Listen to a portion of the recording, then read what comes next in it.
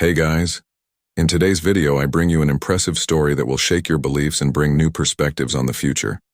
Let's tell the story of Silas Montgomery, a man who suffered a serious motorcycle accident and had a near-death experience that led him to see heaven, meet his deceased family members, and even have an encounter with Jesus.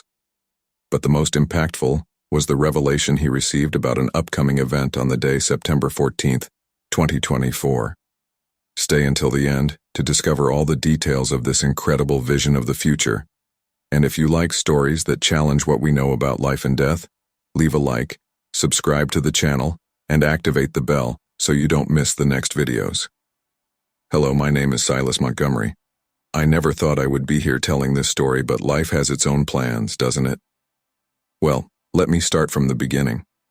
I've always been an ordinary guy, you know? I grew up in a small town in Arizona where the horizon seems endless and the sun shines brightly all year round. Since I was young, I've always had this attraction to danger, this desire to feel the adrenaline running through my veins. That's what led me to buy my first motorcycle as soon as I turned 18. My family has always been very united. I have 2 younger sisters. My parents are still married, something rare these days, right? And I grew up listening to my Uncle David's crazy stories and my grandmother Beatrice's wise advice. Unfortunately, some of them are no longer with us, but, well, I'll talk more about that in a moment. Professionally, I work as an engineer at a construction company. It's a job that allows me to travel a lot, which suits my adventurous spirit perfectly. On the weekends, when I'm not planning my next motorcycle trip, I enjoy spending time with my wife, Elizabeth. We met in college, and she's been my companion through all the crazy things ever since. I was never very interested in spiritual or religious things. I went to church as a child because my parents took me. But I confess that I was always more interested in the adventure stories in the Bible than in the moral lessons. As I grew up, I completely moved away from it. My philosophy was simple: live in the moment, enjoy every second as if it were your last. Well, it was precisely this philosophy that put me in the situation I'm going to tell you about now. A situation that completely changed my view of life, death, and everything in between. What happened to me wasn't just an accident. It was a journey beyond the limits of what we believe is possible. An experience that made me question everything I thought I knew about reality. I will tell you everything in the smallest details exactly as it happened. It may sound crazy, I know. If someone had told me something like this a few months ago, I probably would have laughed and offered them a beer to calm down, but now, well, now I know that there is so much more to this world than our eyes can see or our minds can comprehend. So if you're ready, let's embark on this journey together. A journey that began on a road in the Arizona desert and took me to places I never imagined existed. This is the story of my near-death experience and how it completely changed my perspective on life. It was a Saturday afternoon like any other. The sun was beginning to set, painting the desert sky with shades of orange and pink that seemed straight out of a painting. I was on my Harley, traveling Route 66, feeling the wind on my face and that feeling of freedom that only those who ride a motorcycle know. I had left Flagstaff a few hours ago, without a specific destination. It was just me, the road, and the infinite horizon in front of me. The motorcycle's engine roared, creating a perfect melody with the silence of the desert. I remember thinking how much I loved those moments, away from everything and everyone, just me and my thoughts. I was going a little faster than I should have, I admit. But the road was empty, and I felt invincible. You know that feeling that nothing bad can happen to you? That was exactly how I felt at that moment. I was approaching a sharp curve. Normally I would have slowed down, but that day, for some reason, I decided to speed up even more. That's when everything changed in the blink of an eye. Suddenly a coyote appeared in the middle of the road. He appeared so quickly that I barely had time to react. Instinctively, I turned the handlebars to the left, trying to avoid the animal. It was a mistake. The bike skidded, and I completely lost control. What happened next seemed to happen in slow motion. I felt my body being thrown from the bike. I flew through the air as if I weighed nothing. For a brief moment, I had the surreal sensation of floating. Then came the impact. I hit the asphalt with incredible force. The pain was instantaneous and overwhelming. I felt as if every bone in my body had shattered. My head hit the ground, and even with the helmet on, the impact was brutal. I rolled down the road, feeling the hot asphalt tear at my clothes and skin. When I finally stopped rolling, I lay there lying on my back, looking up at the sky that now seemed to be spinning.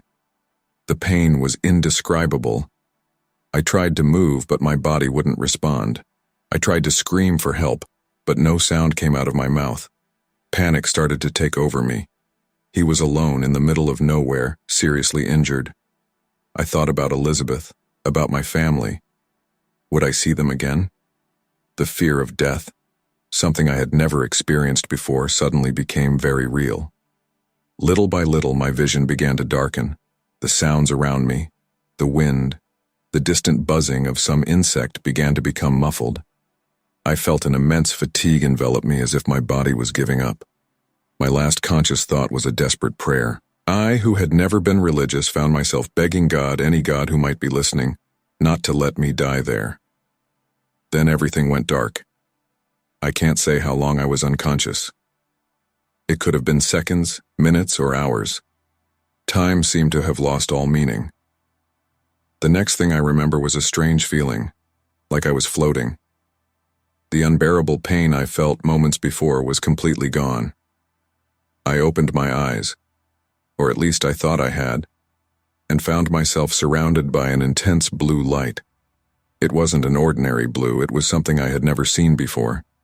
It was as if the light itself was alive, pulsing around me. It was both bright and soft. It didn't hurt the eyes to look directly at it. I tried to move and realized I could do it without any effort. There was no weight, there was no resistance. It was as if I were made of the same substance as that light. I looked at my hands and saw that they also glowed with that same blue light. It was at that moment that I began to understand that something extraordinary was happening. I looked around me, and to my surprise, I could see my own body down there in the road. It was a surreal sight, as if I were watching a scene from a movie. I saw paramedics arriving, working frantically over my limp body. I heard their voices, but they seemed distant, as if they came from another world. "We need to stabilize him quickly," shouted one of them. "You're losing a lot of blood." I wanted to shout to them that I was okay, that I was no longer in pain, but no sound came out of my mouth. Or rather, I no longer had a mouth. I was just consciousness, floating in that ocean of blue light. It was then that I felt a presence. I can't explain exactly how, since I no longer had a physical body, but there was a feeling of warmth, of welcome. It was as if the universe itself was hugging me, comforting me. I heard a voice, not with my ears, but directly in my mind. It was a voice that seemed to be made up of thousands of voices, all speaking in unison. "Don't be afraid, Silas," said the voice. "You're safe now." I felt a deep peace invade me. All the fears, all the worries I had moments before simply melted away. It was as if I had finally arrived home after a long journey.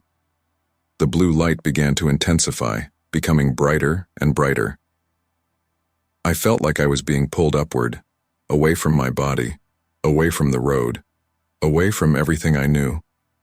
There was no fear in this ascent, just immense curiosity and a feeling that something incredible was about to happen. As I climbed higher, I saw my entire life flash before my eyes. It wasn't just memories, it was like I was reliving every moment. I saw my childhood, my parents teaching me how to ride a bike. I saw my first kiss, my graduation, the day I met Elizabeth. Every moment of joy, every sadness, every triumph, and every failure. It was as if I was seeing my life from a completely new perspective, understanding the meaning of each experience. And then, just when I thought it couldn't get any more intense, the blue light opened. What I saw next would forever change my understanding of life, death, and everything in between. When the blue light dissipated, I found myself in a place that defies description. It was not a physical place as we know it, but a realm of pure energy and consciousness. Everything around me radiated a white light, pure and intense, but at the same time soft and welcoming. The ground beneath my feet, even though I had no physical feet, seemed to be made of solid, glowing, opalescent clouds. Every step I took caused waves of light to spread out as if I were walking across a lake of pure energy. The sky above was not blue, but a kaleidoscope of colors that I had never seen before.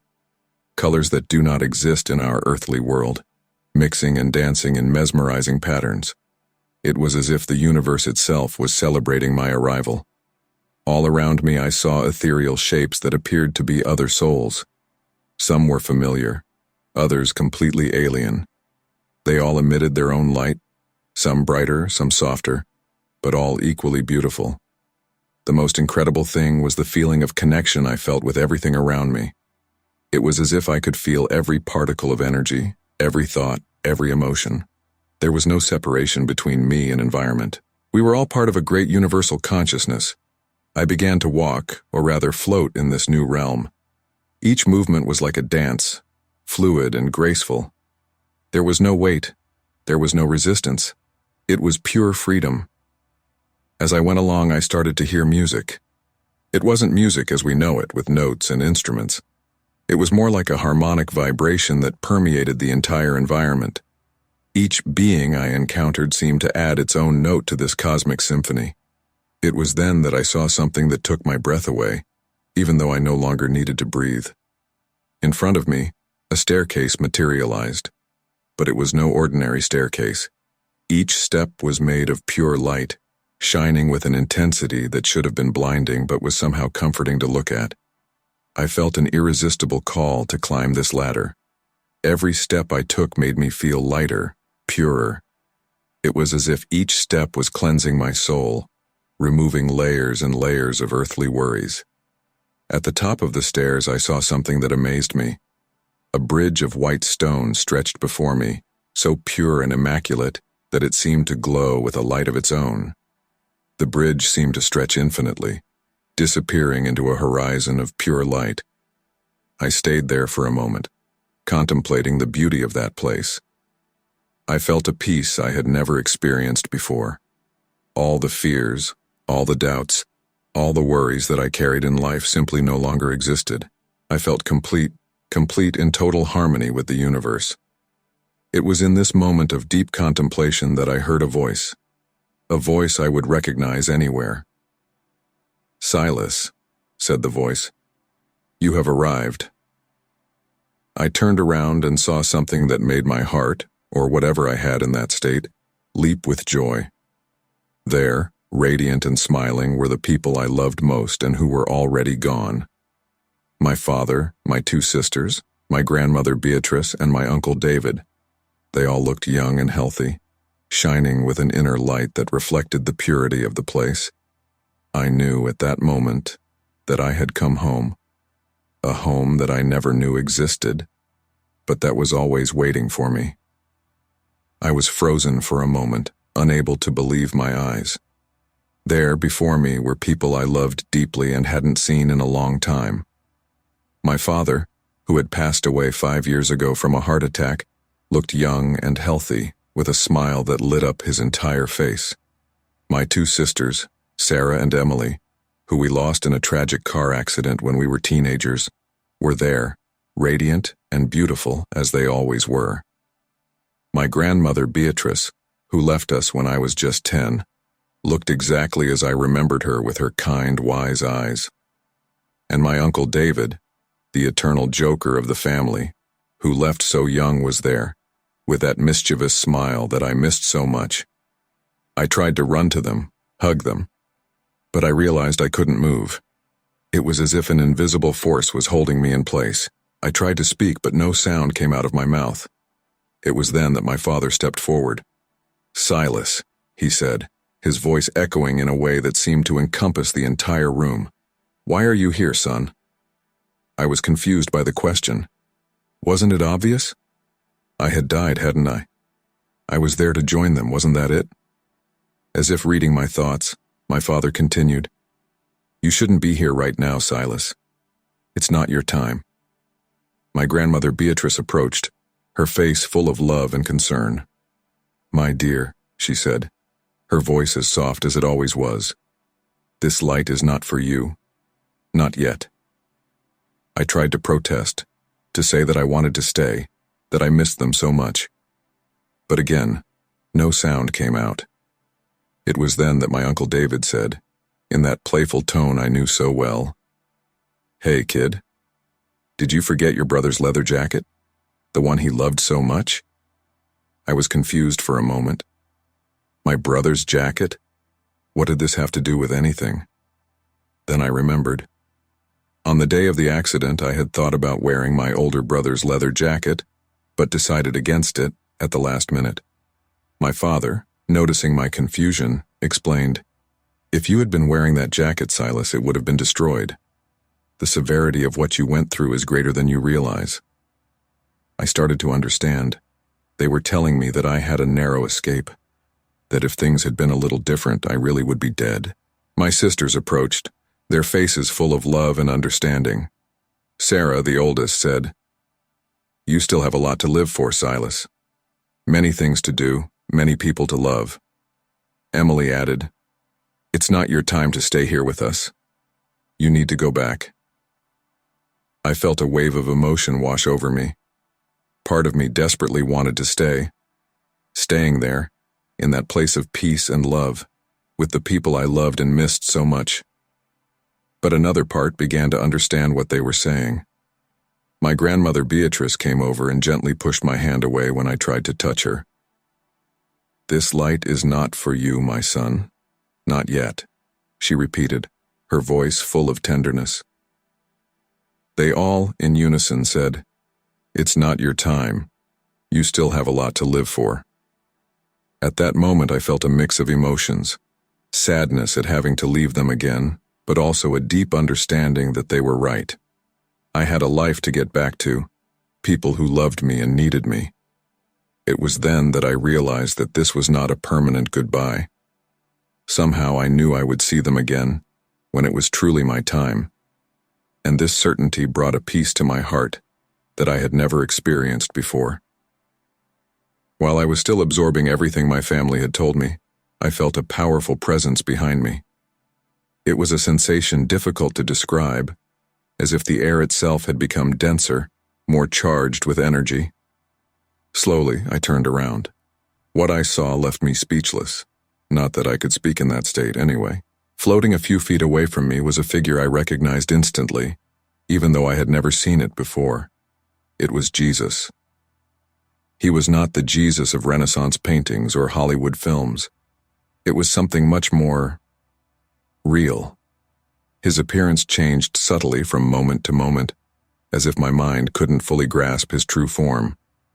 Sometimes he looked like a man with olive skin and dark hair. Other times his skin shone like the sun and his eyes were like flames. But in every way, he emanated an aura of unconditional love and infinite wisdom. Your eyes. Oh, your eyes. When I looked into them, I felt as if my entire life, all my thoughts and actions, were being seen and understood completely. There was no judgment in that look, just a love so deep and pure it made me want to cry. Jesus did not speak with words. Instead, I felt his thoughts flowing directly into my mind.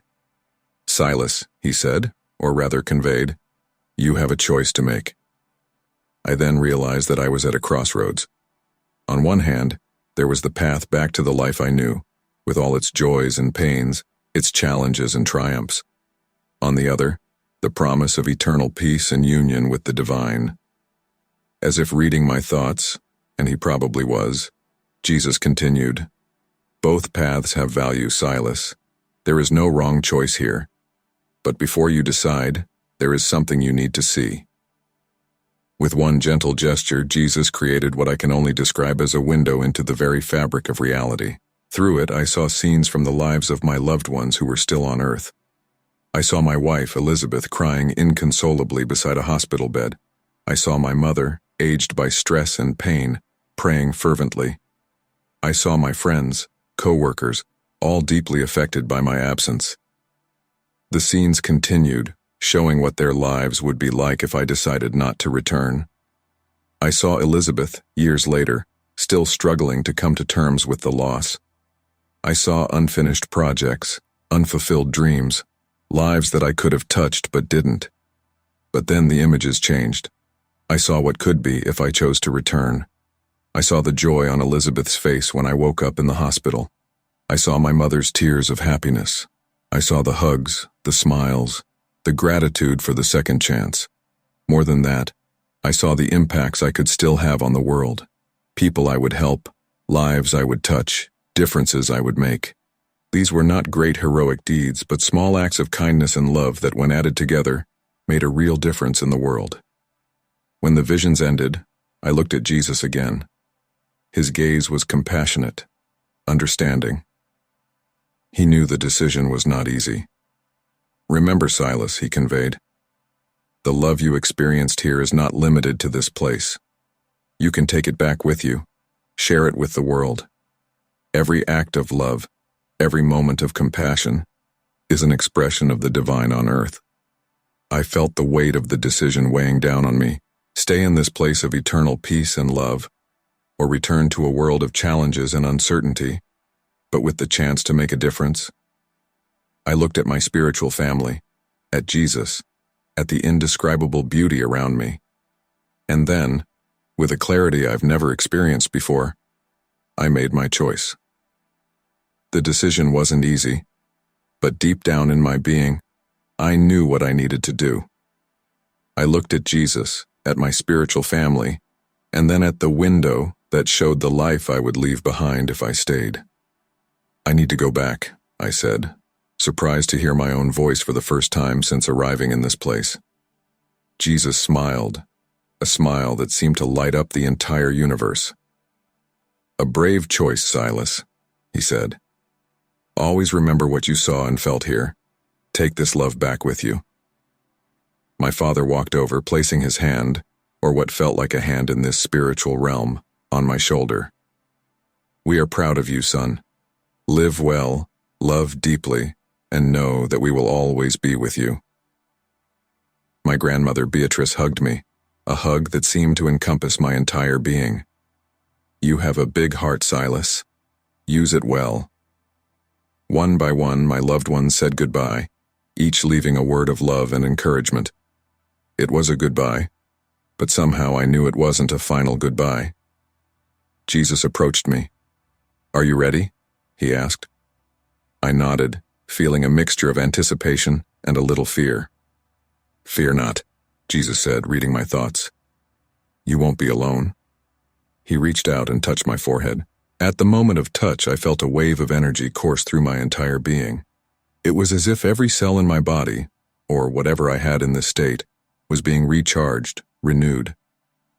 "This is a gift," Jesus explained, "healing for your body and a reminder of the love you experienced here." Then, as quickly as it had appeared, the light began to dissipate. I felt like I was falling, or rather, floating back up. I went through what felt like layers and layers of reality. I saw flashes of other lives, other worlds, other dimensions. It was as if, for a brief moment, I could see the entire vastness of the universe and beyond. It was overwhelming, and at the same time profoundly beautiful. As I approached the physical plane, I began to feel the limitations of my body again. The weight, the density, the pain. But along with that came a sense of renewed purpose. I floated back to the hospital, passing through the ceiling as if it didn't exist. I saw my body on the bed, surrounded by machines and tubes. Elizabeth was at my side, holding my hand, her tears falling silently. With one last burst of energy, I felt myself being pulled back into my physical body. It was like putting on a heavy, uncomfortable suit after having experienced total freedom. The pain came back in an overwhelming wave, but with it came life. I felt my heart beat, my lungs fill with air, and then slowly, I opened my eyes. The light of the hospital seemed blinding after the softness of the spiritual realm. I blinked several times trying to focus, and then I saw Elizabeth's face, her eyes widening in shock and then filling with tears of joy. "Silas," she whispered in disbelief. "Oh my God, Silas." I tried to speak, but my throat was dry and sore. I was only able to squeeze his hand lightly.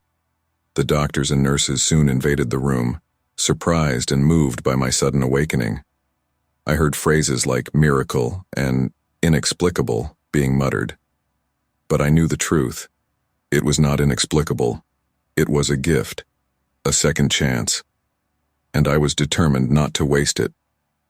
The days following my awakening were a confusing mix of medical tests, emotional visits from family and friends, and attempts to process everything I had experienced. The doctors were perplexed by my recovery, which they described as miraculous. Fractures that should have taken months to heal were closing in days. Internal damage that they feared would be permanent was quickly reversing. I knew, of course, that this was the result of Jesus' touch before my return. But how do you explain this to doctors? How do you tell someone about such a profound and transcendental experience? At first, I kept everything to myself, partially because I was still trying to figure it all out, and partially because I was afraid people would think I was crazy.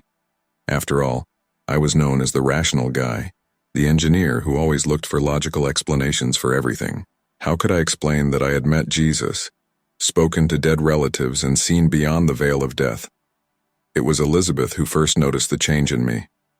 "Your eyes," she said one day, while we were alone in the hospital room. "They look different, like you saw something that changed you profoundly." In that moment, looking into the eyes of the woman I loved, the woman I had chosen to return to, I knew I needed to share my experience. And so, hesitant at first but gaining confidence as I spoke, I told her everything. To my surprise and relief, Elizabeth didn't think I was crazy.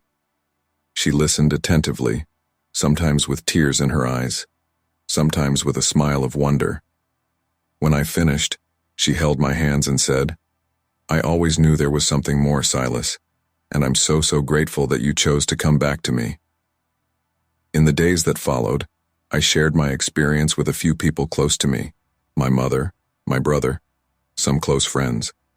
Reactions varied. Some were skeptical, others amazed, but everyone was respectful. My mother, in particular, was deeply moved. "I always knew your dad and sisters were in a better place," she said through tears. "But hearing that you saw them, that they're okay, it brings a peace I didn't know I needed." As I recovered physically, I also underwent a profound internal transformation. The colors seemed more vivid, the sounds richer. I found myself stopping to appreciate things that previously went unnoticed. The song of a bird, the laughter of a child, the warmth of the sun on my skin. But the most significant change was in my perspective on life and death. The fear of death, which had previously tormented me silently, had completely disappeared. In its place was a profound understanding that death is not the end, but a transition to something beyond our earthly understanding. This new perspective affected every aspect of my life. At work, I began to look beyond deadlines and profits, focusing more on the impact our projects had on people and the environment. At home, I began to value every moment with Elizabeth and my family more. About a month after the accident, when I was at home recovering, I had a vivid dream. In it, I saw again that window that Jesus had shown me. But this time, the images were different. I saw scenes of natural disasters, devastating storms, earthquakes, tsunamis. At first, I thought it was just nightmares resulting from the trauma of the accident. But then, I heard that voice I would recognize anywhere, the voice of Jesus. "Silas," he said, "what you're seeing isn't just natural disasters. There's more going on than meets the eye." I woke up with a start, in a cold sweat. Elizabeth, sensing my agitation, woke up too. "What's wrong, love?" she asked, worried. I told her about the dream, about the disturbing images I had seen. "I don't know what it means," I confessed, "but I feel like it's important. Like I need to do something about it." Elizabeth hugged me tightly. "We'll figure it out together," she promised. In the days that followed, that dream continued to disturb me. I started researching recent natural disasters, climate change, anything that might be related to what I had seen. It was during this research that I started to notice strange patterns. Extreme weather events were occurring with alarming frequency. And there were rumors, conspiracy theories on the internet about powerful groups that were somehow manipulating these events. At first, I dismissed these theories as madness. After all, I was a man of science, an engineer. But then I remembered Jesus' words in the dream, "There is more going on than meets the eye." I began to wonder, what if there was some truth to these theories? What if there really were hidden forces manipulating natural events for their own ends? The more I researched, the more restless I became. I felt I had been shown these visions for a reason, that I had a responsibility to do something about it. But what? How could an ordinary man face such powerful and hidden forces? It was in this moment of doubt and restlessness that I had another dream. This time, I saw a date. September 14th, 2024, and I heard Jesus' voice again. "On this day, a sign will be given. Be prepared." I woke up with a sense of urgency and purpose. I didn't know exactly what that date meant, but I knew it was important. And I knew that in some way I was destined to play a role in the events that were to come. The months that followed were a roller coaster of emotions and discoveries. On the one hand, I was happy to be alive, grateful for the second chance and the new perspective that my near-death experience had given me. On the other hand, the weight of knowledge I now carried was, at times, overwhelming. I decided I couldn't sit still. If I had received these visions, if I had been shown these future events, it was because I should do something about it. But what? How could an engineer from a small town in Arizona face such powerful hidden forces? I started doing what I knew best, researching and analyzing. I spent hours and hours on the internet, in libraries, talking to climate and geology experts. I started to build a picture of what was happening, or what could be happening. Elizabeth was my pillar throughout this process. She not only believed in me, but actively helped me, doing her own research, helping me organize the information we collected. "If it's important to you, it's important to me," she said. But not everyone was so understanding. When I started talking about my theories with friends and colleagues, many looked at me with skepticism, some even with concern. "Silas," a co-worker said one day, "are you sure you're okay? Maybe the accident affected you more than you realize." These reactions hurt me, but I understood. After all, not so long ago I would have reacted the same way if someone came to tell me about global conspiracies and supernatural events. The biggest challenge, however, was not the skepticism of others, but my own doubt. There were moments when I wondered if I was crazy, if this was all just a result of the trauma of the accident. In those moments, I clung to the memory of my experience, the light, the love, the encounter with Jesus and my family. I knew deep in my heart that it had been real. As time went on, I began to connect with other people who had had similar experiences. I discovered a whole world of people who had seen beyond the veil, who had received visions and messages. Some of these stories resonated deeply with me. Others seemed too fanciful. I learned to navigate this new territory with a mix of openness and healthy skepticism. One day, about 6 months after the accident, I received an email from a man named Marcus. He said he had seen my posts on an online forum about near-death experiences and wanted to talk. Normally, I would be wary of strangers on the internet, but something about that email resonated with me. We scheduled a video call, and from the first moment I felt a connection with Marcus. He had had his own near-death experience years earlier, and like me, had received visions about future events. More than that, he had spent the last few years actively investigating what he called the climate conspiracy. "We're not crazy, Silas," he told me, his eyes shining with intensity. "There's something happening, something big, and we've been chosen to do something about it." It was Marcus who first told me about the group he called the Controllers, a conglomerate of powerful individuals and organizations who he claimed were behind the manipulation of climate events. "They are using advanced technology to create these disasters," Marcus explained. "The goal is to create chaos and fear so they can implement their global control plan." Part of me wanted to dismiss it all as madness, but another part, the part that had seen beyond death, that had spoken to Jesus, knew there was truth in Marcus's words. "And what can we do?" I asked. feeling both scared and determined. Marcus smiled. We can expose the truth, Silas. We can wake people up. And maybe, just maybe, we can change the course of the future. That night, lying in bed next to Elizabeth, I shared with her everything Marcus had told me. I expected her to think I was crazy, to ask me to stop all this. But once again, she surprised me. If this is what you feel you need to do, then let's do it together, she said, shaking my hand. I don't know if I believe all this, but I believe you. It was at that moment that I realized this was my mission. This was why I had come back, and with Elizabeth by my side, I was ready to face any challenge that lay ahead. Today, as I write these words, there are exactly 3 months until September 14th, 2024, the date that was revealed to me in that vivid dream.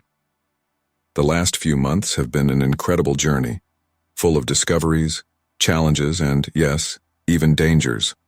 Marcus and I, along with a small group of people who share our experiences and concerns, have been working tirelessly to unravel the mysteries behind the extreme weather events that have been plaguing the world. We discovered disturbing evidence of technological climate manipulation, leaked documents that suggest the existence of a global control plan, and accounts from people around the world who have had visions similar to mine. It hasn't been easy. We face skepticism, ridicule, and even threats. There were times when I thought about giving up, about going back to my normal life. But then I remember the love and peace I experienced on the other side, the responsibility I was entrusted with, and I find the strength to carry on. Elizabeth has been my rock throughout this entire process. Your faith in me, your unconditional love, and your unwavering support keep me moving forward on the hardest days. Together we turn our home into an operations center, gathering information, connecting dots, preparing for what's to come. And what's to come? Honestly, I don't know for sure. The visions I've seen, the information we've gathered all point to a significant event on September 14th. A sign, as Jesus told me. But what the exact nature of this signal will be, and what will happen next, is still a mystery. What I know is that this day will mark the beginning of a new phase. A phase in which the truth will come to light, in which humanity will have to face realities that many would prefer to ignore. It will be a time of challenges, but also of opportunities. A chance for humanity to come together, to resist the forces that seek to divide and control us. I confess that there are moments when fear dominates me. What we will face is greater than anything I have ever imagined. But then I remember the love I experienced on the other side, the deep connection I felt with the universe and the divine. And I know we are not alone in this fight. As September 14th approaches, I feel a mix of anticipation and apprehension. Part of me wants that day to come soon so we can finally see what awaits us. Another part would like to have more time to prepare, to alert more people. But no matter what happens that day, I know my journey won't end there. In fact, I have a feeling this will be just the beginning of something much bigger. To those reading this, my message is simple. Stay tuned. Observe the world around you with open eyes and receptive minds. Question what you see in the news. Look for the truth behind appearances. And above all, never underestimate the power of love and compassion. I don't know exactly what the future holds for us, but I know that together, united by love and truth, we can face any challenge. My near-death experience taught me that there is more to existence than we can see or touch. There is a greater purpose, a divine plan in action. And so, as I prepare for the events to come, I do so with a heart full of hope. Hope that no matter how dark the night may seem, dawn will always come. Hope that humanity, when faced with the truth, will choose the path of light and love. The path ahead may be uncertain, but I am ready to walk it. With Elizabeth by my side, with the support of friends like Marcus, and with the constant reminder of the love I have experienced beyond life, I know I can face anything that comes my way. And for you, reader, I leave one last thought. Never underestimate the power of a single life, a single choice. You can make a difference. You can be the light in the darkness, be prepared, stay alert, And always remember, love is the most powerful force in the universe. As September 14th approaches, I keep my heart open and my mind alert. Whatever this day brings, I will be ready. And I hope you are too. Until then, stay strong, stay united, and most of all, stay loving.